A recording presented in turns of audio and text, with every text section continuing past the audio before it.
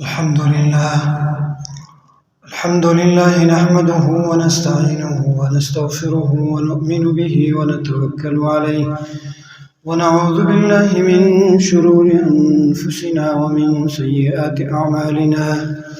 من يهده الله فلا مضل له ومن يضلله فلا هادي له ونشهد أن لا إله إلا الله وحده لا شريك له ونشهد أن سيدنا ومولانا محمدا عبده ورسوله أما بعد فأعوذ بالله من الشيطان الرجيم بسم الله الرحمن الرحيم وما محمد إلا رسول قد خلت من قبله الرسل أفإن مات أو قتل انقلبتم على أعقابكم ومن ينقلب على عقبيه فلن يضر الله شيئا وسيجزي الله الشاكرين إن الله وملائكته يصلون على النبي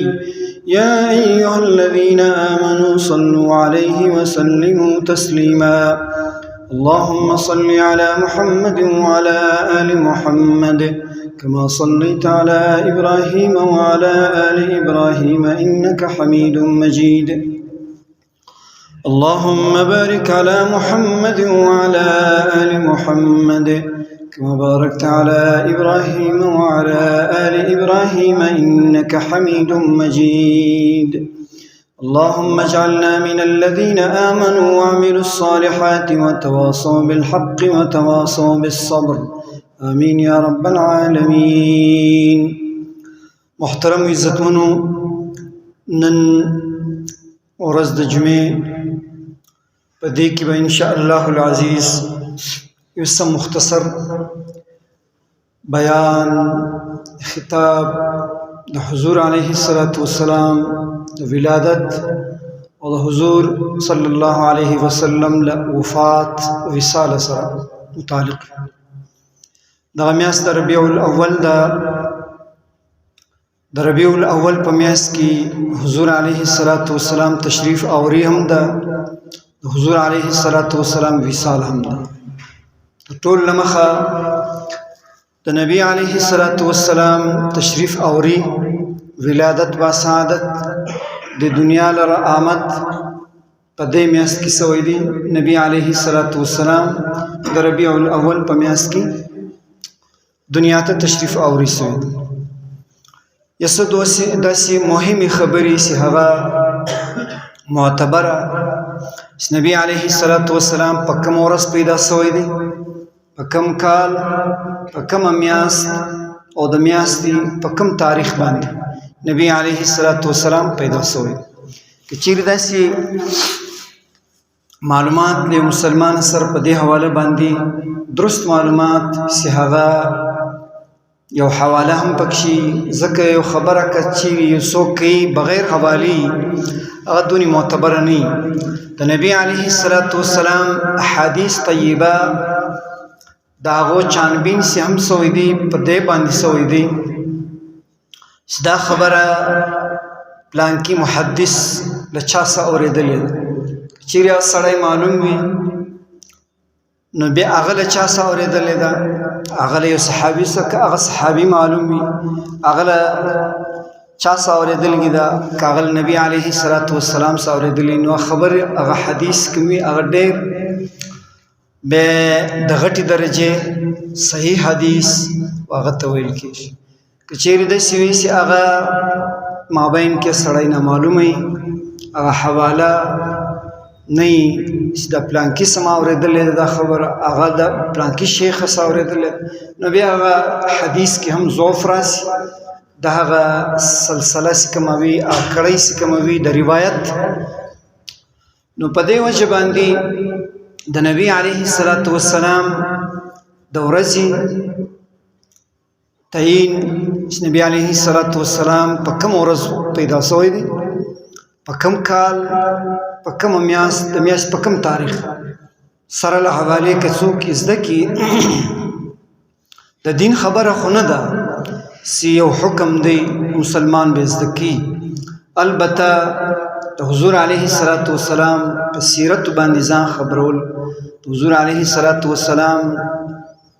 په تشریف آوری په آمد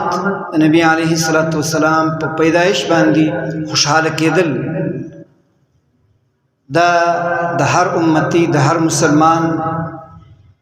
دا د زړه د یو محبت د یو پیار یو خبرې. نبی علیه السلام په آمد پراتلو باندې به ناراضه صرف کافر شیطان کېدلی شي، مسلمان نس کېدلی، مسلمان به خوشحاله وي. نبی علیه السلام څخه قتاده رضی الله تعالی عنه انصاری صحابی دی، د حدیث نقل کی په مسلم شریف کی د حدیث دی، صحیح حدیث 1102 نمبر حدیث دی. دی فرمایي د نبی علیه السلام ز پښتنه وسوله عن صوم یوم الاثنين،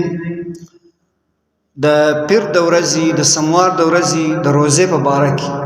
نبی علیه السلام به روزه لرله. نو له ده څه پوښتنه وسوله چې ته ولې روزه نیسې، په څه وجه باندې؟ نبی علیه السلام ورته وفرمیل فیه ولدت وفیه انزل علی الوحی، دا هغه ورځ ده د سموار په دې ورځ زه پیدا سوی یم او په دې ورځ باندې پر ما باندې اول وار وحی هم سوي. نو نبی علیه السلام د دې خپل تعین کړی دی چې په کوم ورځ پیدا سوی، او د حضور علیه السلام عادت طیبه هغه هم دا اوس د سموار په ورځ به روزه درلوله. نو نبی علیه السلام دغه روایت په ابو داود کې هم سته، په ترمذی کې هم سته، امام مسلم رحمت الله علیه په مسلم کې هم راوړی دی او صحیح حدیث دی چې نبی علیه السلام د پیدایش ورځ سموار ورځ ده. په کوم کال باندې پیدا شوی دی؟ په دې حواله باندې یو لوی مفسر امام قرطبی رحمت الله علیه په خپل تفسیر قرطبی کې د سوره فیل تفسیر کې سیدای د دې تفسیر کې د سوره فیل الم تر کیف د دې په تفسیر کې د ایدال کې چې نبی علیه السلام د پیدایش کال په حواله باندې تر ټولو صحیح خبره هغه د خپل نبی علیه السلام څخه مروی ده، لده صدا خبر را نقل شوی. نبی علیه السلام فرمایي چې زه د عام الفیل په کال پیدا شوم، په کوم کال باندې اصحاب فیل باندې عذاب راغلی و، په هغه کال باندې زه پیدا شوم. دویم مفتی اعظم پاکستان حضرت مولانا مفتی شفیع رحمت الله علیه په معارف القرآن کې دی فرمایي چې خاتم الانبیاء صلی الله علیه وسلم د عام الفیل په کال پیدا شوی. نبی علیه السلام په کوم کال پیدا شو؟ په دغه کال باندې دا د فیل والا واقعیا دا هم پیښ شوی ده په دې کال باندې. البته بعض بیا دا تعین کړی دی چې د نبی علیه السلام تر پیدایش 50 ورځې لمخه د اصحاب الفیل واقعه پیښ شوله. ابرهه او د لشکر دوی رال کعبه ننوله، نعوذ بالله. بیا الله تعالی پر دوی باندې عذاب نازل، مرغیانو ډبرې پر ورولې، بیا دوی هلاک شو. دته اصحاب الفیل واقع وی په دې کال باندې دی فرمایي چې نبی علیه السلام پیدا شوی. نو پر دې دواړو خبرو باندې د امت اجماع ده د جمهور علما. نبی علیه السلام د عام الفیل په کال د سموار په ورځ پیدا شوی دی. حضرت مولانا شفیع رحمت الله علیه فرمایي چې دغه واقعه د اصحاب الفیل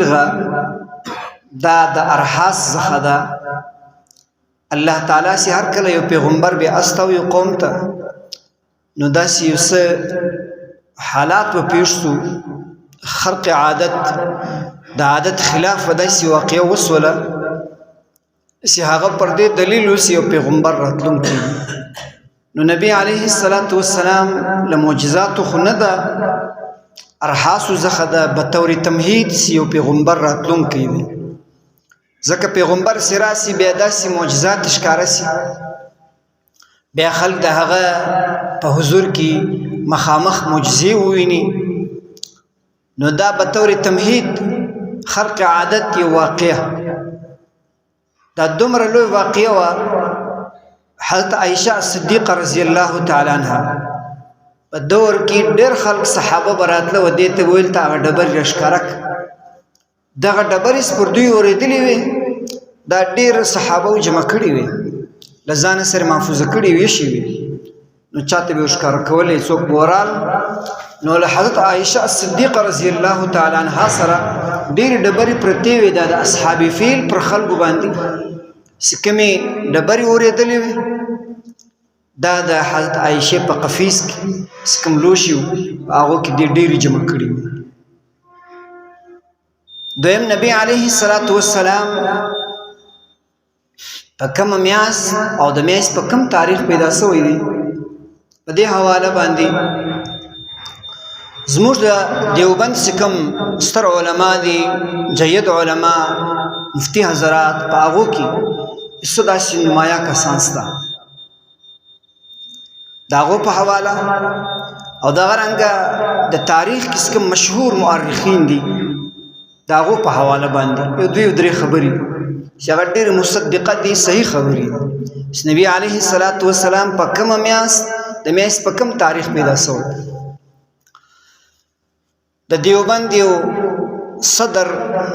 تیر شوی دی د دارالعلوم دیوبند د مدرسې حضرت مولانا مفتی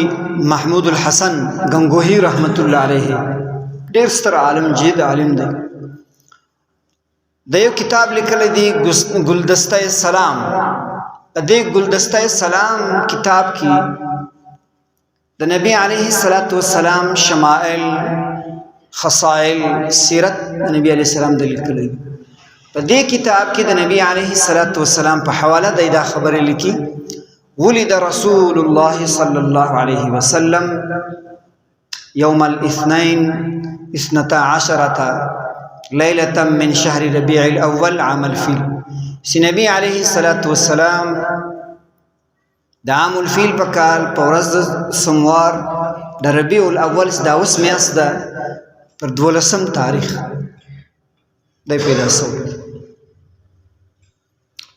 دویم د دارالعلوم دیوبند څخه یو ښه عالم حضرت مولانا اشرف علي تحانوي رحمت الله علیه چې د هغه لقب د حکیم الامت دی په خپل کتاب کې ارشاد العباد فی عید الميلاد دا بریلویان چې کوم عید دریم اختر هم کوي چې کله دغه د ربیع الاول میاشت راسي نو بریلویان عید المیلاد هم کوي یو بل دریم اختر کوي د دې پرت کې حضرت مولانا اشرف علي تحانوي رحمت الله علیه یو کتاب لیکلی دی ارشاد العباد فی عید الميلاد په دې کتاب کې حضرت فرمایي چې نبی علیه السلام د ربیع الاول په میاشت په 12 تاریخ پیدا شوی د سموار په ورځ باندې د اهل حدیث یو ښه عالم دی حضرت مولانا سید سلیمان ندوی رحمت الله علیه د یو کتاب دی رحمت عالم صلی الله علیه وسلم د دې پر 15مه صفحه باندې لیکلی دي دغه عالم هم دغه خبره کوي چې نبی علیه السلام د پیدایش میاشت ربیع الاول ده او د دې په 12 تاریخ د سموار په ورځ نبی علیه السلام پیدا شوی دریم د تاریخ په حواله باندې کوم مشهور کسان دي علامه قسطلانی رحمت الله علیه په خپل کتاب کې هم دغه خبره لیکلې ده المواهب الدینیه فی منح المحمدیه په دې کتاب کې د دالی کلی د نبی علیه الصلاۃ والسلام پر ربیع الاول کې پیدا شوی دی پر 12 باندې بند تاریخ یو عالم مؤرخ حضرت امام ابو الحسن ماوردی شافعی رحمت الله علیه اعلام النبوه یو کتاب دی په دې کې لیکلی دی نبی علیه الصلاۃ والسلام د ماه ربیع الاول پر 12 تاریخ پیدا شوی دی د سموار ابو الحاتم ابن حبان رحمت الله علیه مشهور مؤرخ دی د هم دغه میاس شولې د 12 تاریخ په خپل کتاب ابن حبان السیره ابن حبان کې لیکلی تاریخ تبری یو د تاریخ یو معتبر کتاب دی تمام امت پر دې باندې اتفاق لري چې تاریخ لیکلی دی په صحیح اقوالو کې په دویم جلد کې د تاریخ تبری امام تبری رحمت الله علیه هم دغه خبره لیکلې او دې څخه علاوه یو مشهور مؤرخ امام محمد بن اسحاق رحمت الله علیه ډېر مخکې عالم تیر شوی دی د اوائل صدی د په خپل کتاب کې السیرۃ النبویہ دې کې دغه خبره لیکلې ده چې نبی علیه الصلاۃ والسلام د عام الفیل په کال پیدا شو د ربیع الاول د میاشتې پر 12 تاریخ د سموار په ورځ باندې نو نبی علیه الصلاۃ والسلام د تاریخ ورځ میاشت کال